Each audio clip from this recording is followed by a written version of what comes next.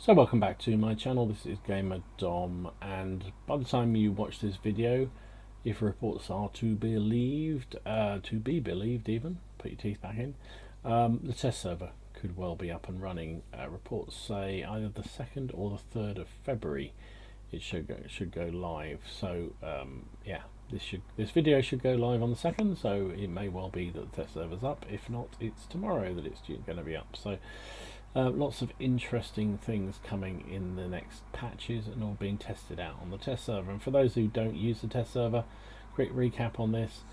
Basically, the test server is where they run the stuff they're planning to put in for the next patch to test it out with a maximum number of players. So they will have done lots of testing of it in their own servers and their own back doors, and possibly using super testers and so forth to test out vehicles.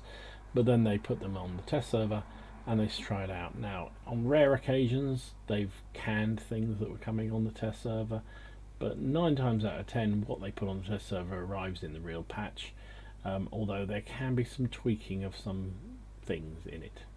So premiums sometimes have been improved or buffed or nerfed from the test server to the real server. Real server is guesstimated to be available sort of end of February. So the new patch 917.1, which is obviously their new way of codifying the new patches, should be available by end of February if reports are to be believed. And I'm assuming that the 917.1 is version 9 2017, update 1 maybe. Anyway, exciting changes, a huge patch coming, a lot of different changes coming. This is being called patch 917.1. I'm wondering whether they're now giving the patches the year, so it's not 2017. Maybe this is the first patch of 20, I don't know, whatever, doesn't really matter. Lots and lots and lots of changes, and I won't go through them all. I mean, look at them, it's reams of them. In fact, let me make this a little bit easier to read. That would help, wouldn't it? So, a couple of things that caught my eye as I went through these are there is, bear with. Oh, here we go. Fire direction indicators. So that's the big pings you get when you get hit or shot at by an enemy tank. There looks like they will introduce a way to change those in some way. You can even turn them off or not. You can change the thickness of them, all sorts of good stuff like that. So it also looks like the damage panel will be improved, so you will now have an indication whether you were shot at with premium or regular shells. So they'll be gold if they're premium. Why you need this, and one of the things I like my mod packs for, is exactly for this bit of information, which is basically, if you know you're being shot at by somebody spamming gold at you, or premium shells we should call them, it means that you know that you need to take evasive action, frankly, because if you're sitting there in a tank that's got lots of frontal armor and you think you're pretty safe against normal AP rounds, and somebody starts spamming heat at you, chances are you're not going to stop them, so therefore you need to make evasive action, move away, whatever. So I like to have that as an option. If it's going to be in the game as a standard, then less reason for putting mods in. And I think that's the way they're definitely going with the with mods. They're trying to get to a stage where everything you need from a mod is already built into the game as standard. Therefore there is no need for any mods. That means there's an easier for them to identify when people are cheating, because the only reason why you'd have a mod in your game is because it's something that gives you an unfair advantage, which is against the rules. So yeah, I think it's good. Definitely in the last few patches they've been bringing more and more of the features that are in the mods into the standard game. Another one I liked here, which is a long needed change, I think, is if you're platooned up with people and you're in the game, how many times do you find that you're spread? Two of you, say you're in 3 tanks in a platoon, 2 of you are on one side of the map and 1 of you's on the other side of the map. So it looks like they're changing it so that it's subject to number of platoons and the map and what have you, but they'll put you all together a bit closer together, so at least you can work together. That's the whole point of being in a platoon, is to work together. If one of you starts, you know, the other side of the map from the other, it's hard to do that. So yeah, lots. You read these to your heart's content. There are masses of changes here. Improvements to the mini maps. So again, I think this has been welcomed. Basically improved visibility and picture quality of the mini maps. Still doesn't help anyone actually look at them, but you know, hey, you can have them. You can take a horse to water, but definitely more of those. So Overlord, Empire's Border, which one's that one? I have no idea. It's probably some sort of Clan War thing. Never heard of that one. Sacred Valley, Starling Ground and Fiery Salient all got reworks. Big change that everyone's getting very excited about is changes to the German tech tree. So have a look at this. So there are a series of new tanks and also changes to the German tech tree. So currently, if you are in the Tiger P, you head into the VK4502A, then onto the 4502B, and then to the mouse. You'll notice the mouse is no longer there. So there is this new tier 10, the Panzer Kampfwagen 7 tier 10, and now the other branch goes through a VK10001P, then into the Mauschen, and then to the mouse. So that's a pretty big change, and I think is to be welcomed mainly. So all these tanks here, don't know about this one, but these three here are all very heavily armoured vehicles. So yeah, interesting changes coming. So what does it mean if you've already got some of these things researched or in your garage? So this is on the Daily Bounce, a question answer from one of the one of the World of Tanks producers. If you have researched, but not even if you've just either purchased or not purchased this, but you've unlocked effectively the mouse in your tech tree currently, you still have to research that new tier 10 tank. It won't automatically be given to you. If you have researched the mouse, so let's go back, it's rather complicated. Oops, wrong one. So if you have researched the mouse already but haven't bought it, then you're not automatically going to get this tank. You will have this one because that's currently the line that leads into the mouse, so you'll be able to buy and unlock buy that one yourself when you have the credits.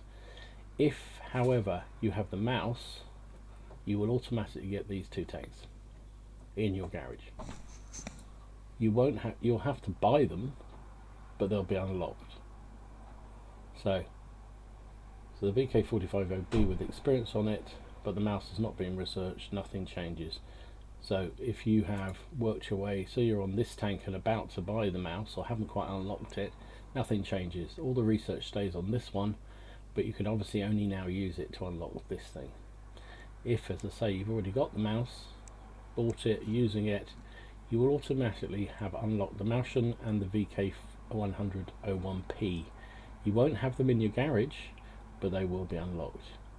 So what I've started to do is I've rebought the Tiger P, and I'm working on that and keeping the experience on it, so when this new line opens I can head down here because I've already got the 4502, and I think I'd like to head down this line. So I'm rebought the Tiger P and I'm accumulating XP on it so that I can unlock this when it appears at the next patch. So interesting, very interesting. New HD models, lots of them again. Into some of the these are also, blimey, there's loads of HDs. Look at all this. New super test tanks coming into the game. So this is the Swedish tier 8 TD, premium TD. Jag Tiger H is a new premium German tier 8 TD. T4485M and the T44100M, obviously both Russian medium tanks, and the Tiger 2H. No idea when these are going to appear, but they are all being added for the super testers at the next patch. So lots and lots and lots of changes, buffs and nerfs to tanks in this upcoming patch. I won't go through them all. I'll put the link in the video or down below the video so you can go and have a look for yourself. Look at your favourite tank and see what needs to be done. But Centurion Mark 1 changes to reload time, increasing speed. The Centurion 7.1 again increased reload speed, so quicker speed, faster vehicle. Both the Centurions get quicker. Bert, oh no, that's not Bert, sorry, what am I talking about? That's the premium FV4202P. Has had another increase in speed, so 50 kph, which is good because it now keeps up with Centurions. Good. Panther reload time improves from 0.44 to 0.4, and for the second turret gets even better, 4.6 to 4.2. Tiger 1 gets an improved penetration on one of its guns, increased armor mantle on all guns for the second turret. Okay. Tiger P increases the gun mantle on the turret. The Kampf Steyr Waffle Tiger, that was that. Tier 7 German TD that came out over Christmas. Super lightweight, but had a terrible engine. Getting a 50%, is that 50%? About 50% buff in acceleration, so from 140 horsepower to 220. That will make it absolutely awesome. One that's creating a lot of unhappiness amongst Grill 15 owners. Grill 15 is the tier 10 German TD, absolutely awesome thing. It's getting some nerfs because it's just too good. So the gun reload time will drop from 16.5 to 18 seconds. Wow, that's a big nerf. Gun depression will go from -8 to -7. That's not a big deal. Reverse speed will be nerfed from 20 to 15. That doesn't sound much, but my experience, one of the things I hate about the Hellcat now from the changes they made to the Hellcat was its reverse speed. Because when you're in a TD, particularly a top tier TD, you only get a chance to fire once before you're spotted, because such is the spotting ability of the enemy tanks. So you fire once and then you have to pull back quickly. Now, if you're slow at accelerating or pulling away, eek, that's nasty. You're going to get hit. So yeah, that's not good. What else we got here? So I'm not going to go through all of these because there's too many. 31p, lots of changes there. Dispersion of all guns gets better. That's pretty awesome. That's an awesome tank anyway.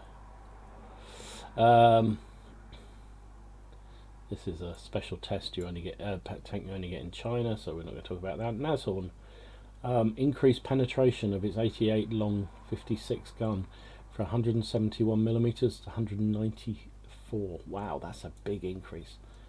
Nashorn is going to become a real brute. I mean, it's a pretty good TD anyway, but wow. Mouse, lots of improvement to the mouse. So in line with the changes they're doing with this excuse me, the tech tree, they're also giving the mouse some love and buffing. So dispersion during movement drops from 0.22 to 0.2. Dispersion on hull traverse the same. Dispersion of the gun movement from 0.38 to 0.36. Not massive changes, but it all helps. Change dispersion of turret traverses of 0.06 to 0.05. Reload time, really nice improvement for the mouse drivers. 14.9 second reload to 12 second reload. And aiming time likewise comes down from 2.3 to 2.1. Very nice. But more joy for the drivers is the increase in frontal turret armor from 240 to 260, and the lower armor plate on the sides from 80 to 140. Wowza. The thickness of the hull slants from 200 to 250. They are seriously giving this thing some armor. Wow. E50 also gets some improvements, buffs, better dispersion, better reload times. Thought this tank was already pretty good. Yeah, basically lots of improvements there. Increased the gun depression from -5 to -8. That will get people very happy. aim time improvements, all sorts of good stuff there for the E50. E75 similarly, better dispersion, so better accuracy basically, and better aim time. E100, better dispersion with 128mm gun from 0.38 to 0.36, which is odd because they keep talking about in the super test. The whole idea about the super test was to try and stop big old heavy tanks sitting at the back of the map sniping, and yet they're improving the accuracy on some of the biggest. Anyway, there you go. Wargaming, you're so silly. Dispersion improved. Reload goes from 14.3 to 13.3. Wow, a whole second faster. That's amazing. Aiming time improved from 2.9 to 2.3. And penetration goes up from 235 to 246. Very nice. We talked about this already, didn't we? The penetration of the Charger P, but an increase of the mantle, that's in twice, I think. VK 4502B, good dispersion improvements there. Yeah, basically all the dispersion aim times have all been improved, and they've improved the lower glacis as well. Wow. Oh no, decreased. Sorry, decreased that. So that's a nerf of the lower glacis from 200 to 170. Increased. Now this was a tank. I'm pretty sure they only just buffed. So obviously over buffed it because they've reduced it now. So the gun's getting better, but the lower glacis is going from 200 to 170. Now, as I understand it, I've never had this tank. It's almost impossible to pen now, so that's probably why. Increase the thickness of the hull sidearm from 100 to 120. That's pretty good. And remove the vulnerable points on the upper plate. Wow. So the upper plate, if you can get this thing hull down, it's going to be wicked. Panther 2, add the 88 long 100 gun for the second turret. Interesting. I said I wouldn't go through them all, but I am. But Panzer IV Schnellturm has had big improvements on its gun handling, and actually has now 5mm side screens, so that will be useful. I believe that counts as spaced armor, so that means you can better chance of blocking heat or HE shots. Panther M10, the premium tier 8. Lots of love for this thing. Tank I never really got on with, but I know people love this thing, and it's going to get even better. Look at that improvement on dispersion from 0.19 to 0.15. And dispersion is important. Dispersion is basically your accuracy. So it's how far the shell deviates as you fire. So the smaller the number, the better, basically. Reload time drop of half a second, which is good. View range increase of 15 meters. Top speed goes up by nearly 10, so 9. So really good. They've got some added screens on the front, sides and rear of the turret, so that's cool. So it's like spaced armor on those as well. Wow. Indian Panzer improvements here. Leopard prototype. I say I'll put the link down because there's so many of them. T-3485M, fairly rare premium tank. You don't see that very often. Other ones that get me slightly excited in a sad way: T-28, T-95 and T-28 prototype. The American turretless, well, prototype has a turret, but American big heavy TDs, ridiculously slow. No fun to play in my book because they are so slow, but they're all getting speed buffs. So T-28 goes from 18 to 22, T-95 goes from 13 to 20, and the prototype goes from 18 to 28. That's a big change for that thing. So it doesn't sound like, 20 kph is hardly rocket, but anything from 13 to 20 has got to be good. Looks like they're also increasing their reverse speeds, 7 to 10, 6 to 10 and 7 to 10, which is pretty good. Traverse speed is also getting better for all of them. Well, the prototype not, but for the other two, very good. So that's good because I've got the Doom Turtle T95, and the problem with it is if you get on the wrong area or the game is really fast paced, you just can't keep up. So you can end up playing a game where you do absolutely nothing, or another game where you rush to where the enemy is threatening a flank or threatening your friends.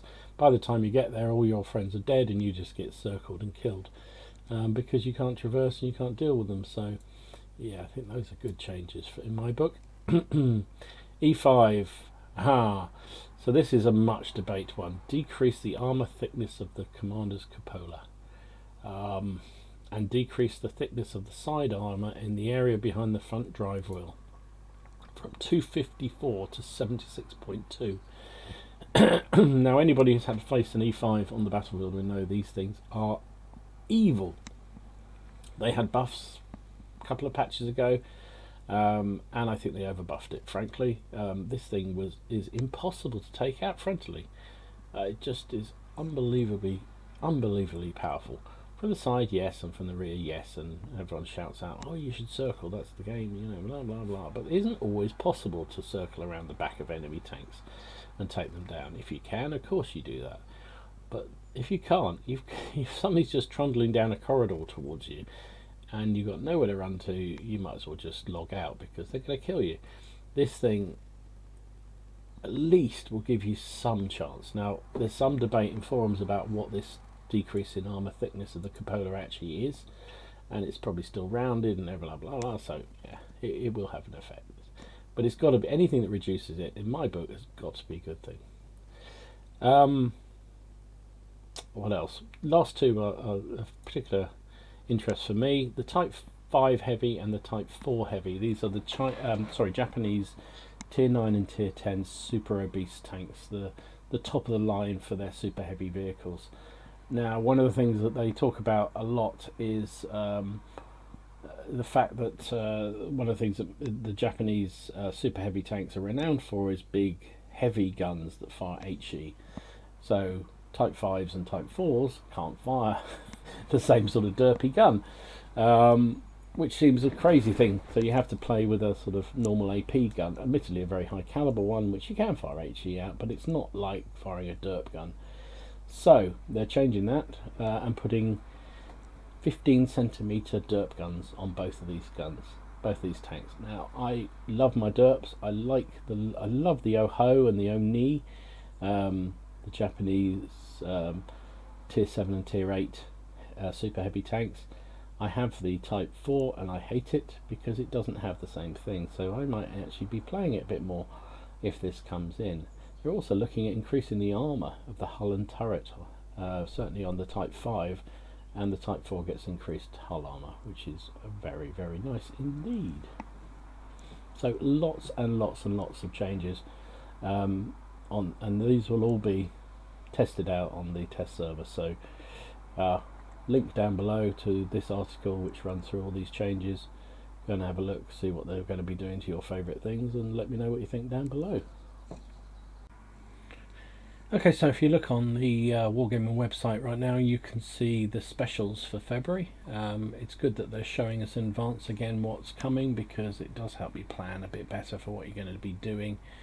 So top of the tree is the Swedish Tier 10 heavy tank, the new Swedish battle tank line that goes light, medium, heavy. This is top of the tree for the entire month. You also got Nation Spotlight on Germany for the 4th to the 6th of February, so that's the first weekend.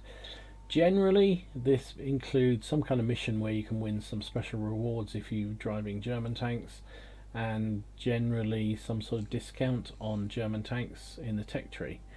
So that's coming. You've got the similar thing in Russia. On the Russian National Spotlight is the 18th to the 20th of February, and the US one 25th to the 27th of February. So that's all good to know, because if you are planning to buy a German tank, it's probably worth waiting until this weekend to do it, because you probably will get it reduced. No guarantees, but that's generally how these spotlight things work. There's also a Valentine's special, although what tanks has to do with Valentine's, I have no idea. Now, last year, if I remember rightly, there was some kind of discounts on Valentine and Matilda premiums, possibly some other things I can't really remember. but nothing special. There's probably some kind of missions available for that week that you can earn chocolates. Probably chocolates. I predict chocolates that you win, because Wargaming are kind of predictable like that. So, but it's nice, as I say, to see what's coming. There used to be a little feature on the web page here that showed you all the upcoming specials, and no detail on what they actually were, but at least you could have a guess. And as I say, it enables you to plan a little bit better for what you might want to buy in the coming month. So yes, indeed, top of the tree is the Kranwagen, as I suspected. You get 50% discount on the tier 2, 3, 4 and 5 of the Swedish tank line. You get 30% off the tier 6, 7, 8, 9 and 10. 30% off, not 15%. Very good indeed. 50% crew experience bonus on all vehicles in this range, so everything of these types. You'll get 50% crew bonus for every game you play, plus missions. So rewards times 2, crew experience rewards if you do 50 times, so random 50 battles basically, it seems like you need to do in the month, and be in the top 10 on the winning team. So you do that 50 times, you'll get a whole load of times 2 crew experience bundle things.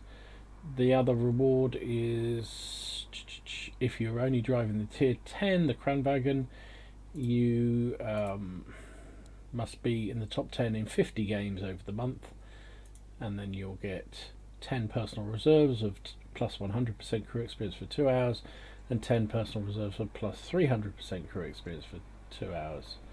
So yeah, useful. Nice to see top of the tree back. God, they're pushing the Swedish tanks, aren't they?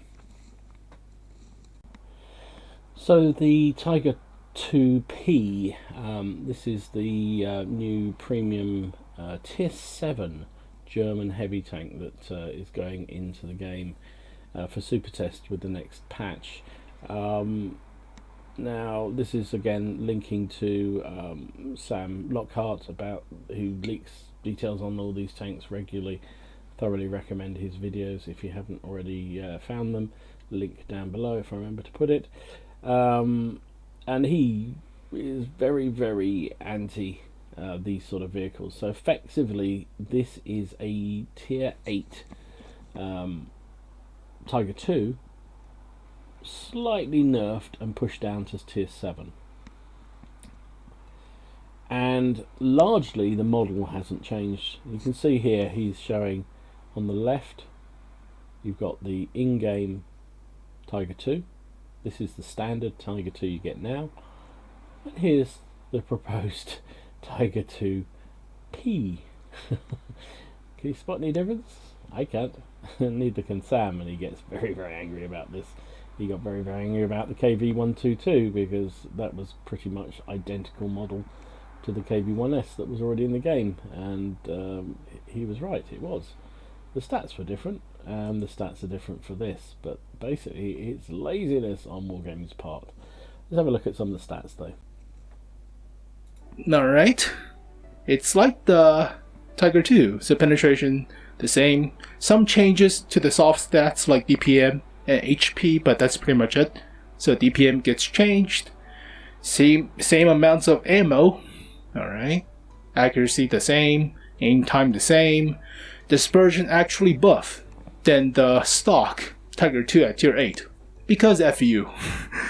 Dispersion is, yeah, actually dispersion buff. Why? Alright, so okay, traverse is lowered, but it's tier 7 obviously. Horsepower per turn ratio is better because of the weight, and that's pretty much it. Top speed the same, traverse is lowered.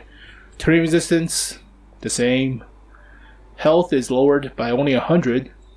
View range is lowered by 10, and it's premium tier 7. It looks like it's a normal tank. It's not. Trust me, it's not. I mean, if this is a normal tank, we're getting a whole new line of shifting. Like the Tiger 1 will be at tier 6, and that would be amazing. I doubt it. I highly doubt it. So this is a premium set. So Tiger 2P, basically it's got the basic gun that Tiger 2 has, so it has the 88mm, but pretty much, as you can see here, the stats are the same as the Tiger 2, but this is a tier 7 vehicle. So I'm a bit shocked by that. It sounds like a breeze. Now obviously this is testing, so they could well change the stats before it actually hits the streets. But wow, that's quite a beastie if that hits the streets as it is. A Tiger 2 at tier 7 with 100 less hit points, but pretty much everything else the same. Wowza, wowza. So the Jag Tiger H, this is a tier 8 premium tank. Again, let's listen to what Sam says about this. Alright, here are the main stats for the Jag Tiger H at tier 8. My bad. So, the shorter barrel, 128. Lower DPM, obviously. Lower tiered. Same accuracy, yeah. Same aim time. Same dispersion. Slower traverse. Actually, the same traverse. Because FU. It's a premium, it gets the same traverse. A little bit difference in horsepower per ton ratio by the weight. Not much. And terrain resistance is actually a little bit better for the hard, and for all of them actually. Lower health for tier 8, yada yada. Lower view range, same amount of ammo, and there you go folks. 10,000 gold as a premium tier 8. Yeah. So Jag Tiger H is basically a slightly downgraded tier 9 Jag Tiger, but as a premium. So as Sam said again, much like the Tiger 2P, this thing will have the basic 128mm gun that you get on the Jag Tiger at tier 9, but this will be a tier 8 premium tank. Again, stats are subject to change. Who knows what we'll actually get when it comes out of super test, but very, very intriguing. That's what they're doing. So next up, this is a new proposed Russian tier 8 premium medium tank, because we haven't got enough of those in the game. This is the T4485M.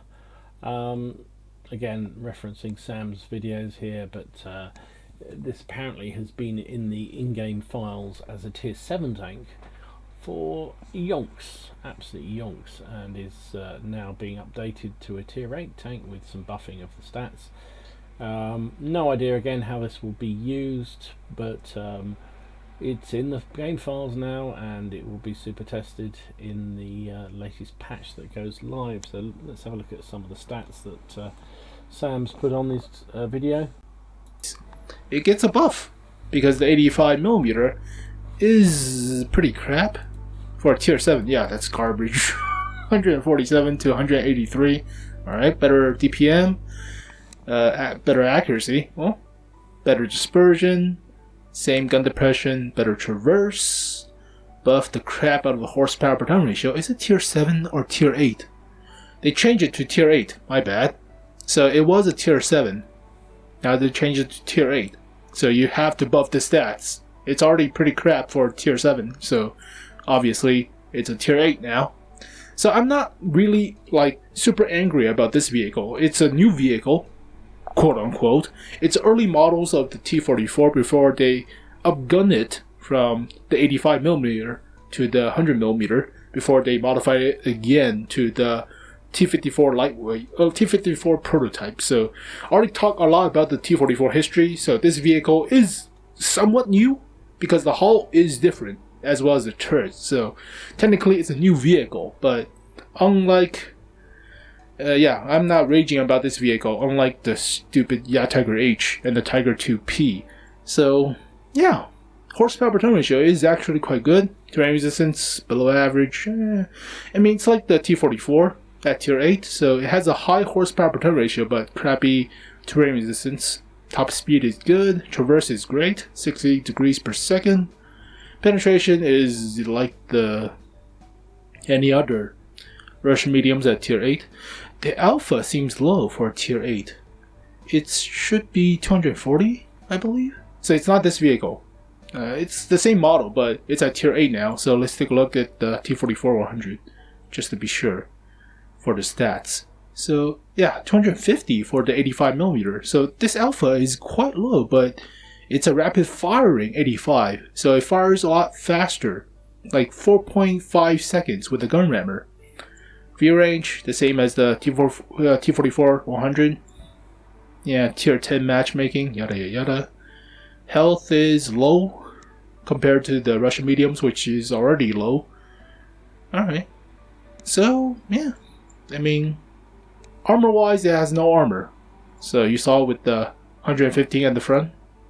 So another thing to show with the new update coming is that some of the premium tanks that currently aren't available in the tech trees will now be available for gold. So you can see here we've got the VK4503, the German tier 7 heavy tank, and the MUTS, the tier 8 German medium tank, are both going to be available in the tech tree, which is kind of cool, I think.